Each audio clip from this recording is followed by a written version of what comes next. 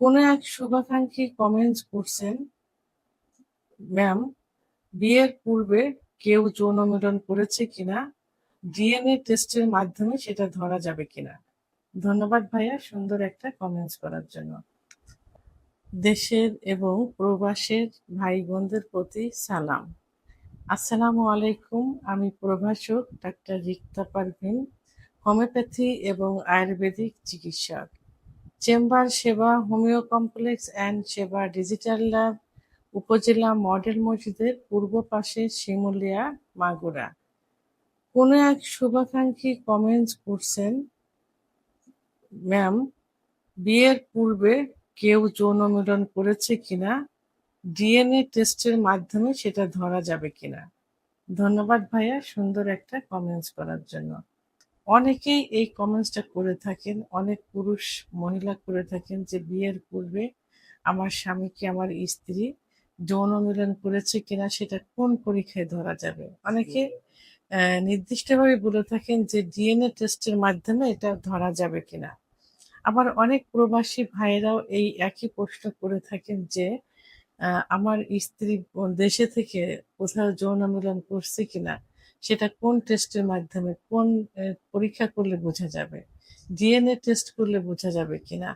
এভাবে অনেকেই প্রশ্ন করে থাকেন বা জানতে চান। আসলে এক কথায় উত্তর হলো যে আসলে ডিএনএ টেস্টের মাধ্যমে এটা কখনো নির্ণয় করা যায় না। ডিএনএ টেস্ট করা হয় শুধুমাত্র শিশুর যৌবিক বাবা-মা শনাক্তকরণ করার জন্য, ২ বা ততোধিক ব্যক্তির মধ্যে জেনেটিক সম্পর্ক নির্ণয় করার জন্য এবং অপরাধ তদন্তে আ নমুনা শনাক্ত করার জন্য। আসলে পূর্বে কেউ যৌন মিলন করেছে কিনা সেটা কোনো পরীক্ষার মাধ্যমে সেটা কিন্তু নির্ণয় করা যায় না। এটা ডিএনএ টেস্টের মাধ্যমে নির্ণয় করা যায় না। শুধুমাত্র সাম্প্রতিক যদি কোনো ব্যক্তির গায়ে বা কাপড়ে অন্য কোনো ব্যক্তির বীর্য বা রক্ত ও যদি লেগে থাকে তাহলে উম সেই নমুনার মাধ্যমে ডিএনএ শনাক্ত করা যায়। তো সেটা সম্প্রতি হতে হবে। ৩-৪ দিন কি ১ সপ্তাহ এরকম, এর বেশি হলে হবে না।